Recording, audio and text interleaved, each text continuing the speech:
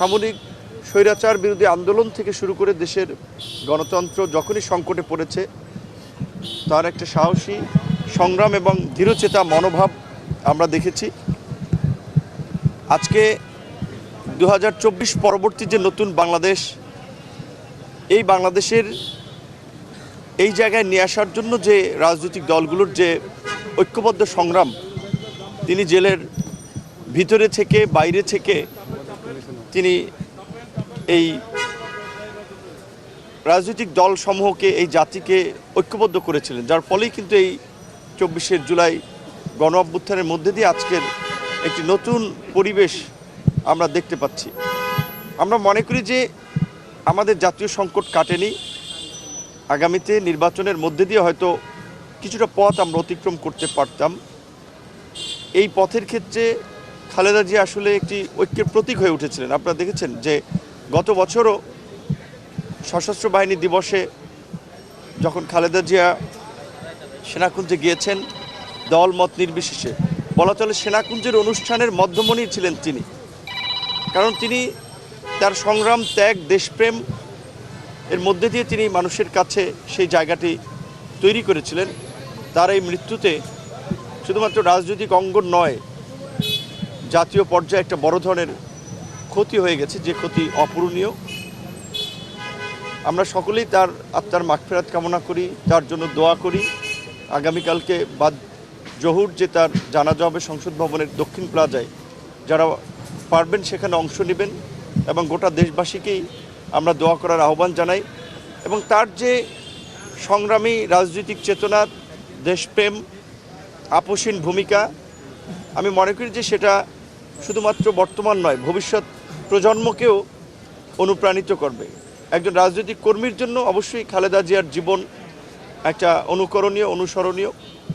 আমরা বিশেষ করে তরুণ প্রজন্ম যারা খালেদা জিয়াকে কাছ থেকে দেখার সুযোগ পায় নাই, জানার সুযোগ পায় নাই, তারা জানবে ভবিষ্যতে তার মতো সংগ্রামী, দেশপ্রেমিক মনোভাব নিয়ে দেশের জন্য কাজ করবে।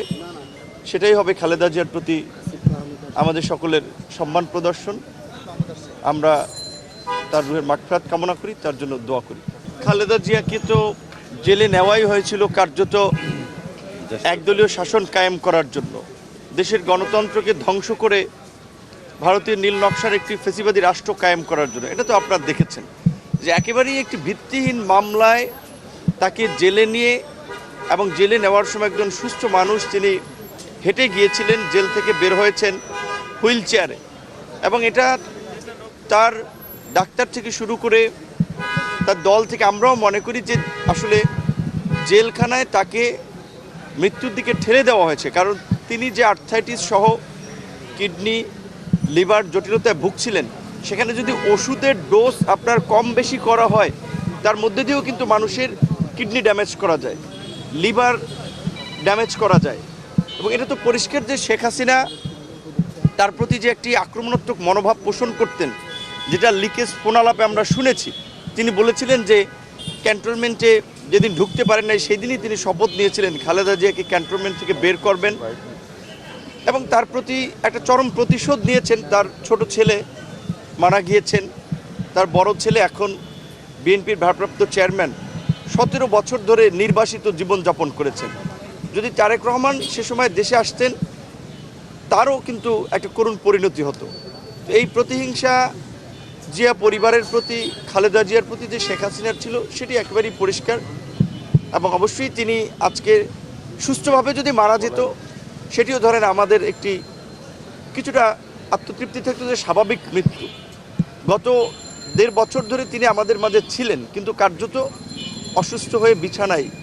তারপরেও তিনি যে কথাগুলো বলেছেন, বিশেষ করে 5ই আগস্টের পরপর আমি এবং আমার সহকর্মীরা যখন হসপিটালে গিয়েছিলাম, 3টা ছোট বাক্যে আসলে বলেছিলেন যে দেশের সাথে কখনো বিশ্বাসঘাতকতা করো না, সততার সাথে কাজ করে যাও, ইউনূসকে সহযোগিতা করো, ডক্টর ইউনূসকে সহযোগিতা করো। এই 3টা সংক্ষিপ্ত ছোট বাক্য তিনি বলেছিলেন। তো এর মধ্যে দিয়ে আসলে আমরা বুঝতে পারি একজন অসুস্থ মানুষ বা এরকম একটা ঐতিহাসিক মোমেন্টে আমরা তরুণ প্রজন্ম হিসেবে, তরুণ নেতা হিসেবে আমাদের যে সৎ পথে থাকা উচিত, সততার সাথে চলা উচিত, সেটি তিনি পরামর্শ দিয়েছেন। এবং দেশপ্রেম যে একজন রাজনীতিবিদদের মধ্যে থাকা উচিত সেটিও তিনি ইন্ডিকেট করেছেন। একই সাথে সেই সময়ে অন্তর্বর্তীকালীন সরকারকে সহযোগিতা করা এই কথাটিও কিন্তু তিনি বলেছিলেন। তো তার মধ্যে দিয়ে আমরা কিছুটা ধন্য যে আমরা স্নেহাস্পদ পেয়েছি, তার সাহচর্য পেয়েছি। আবারও তার আত্মার মাগফিরাত কামনা করি, তার জন্য দোয়া করি।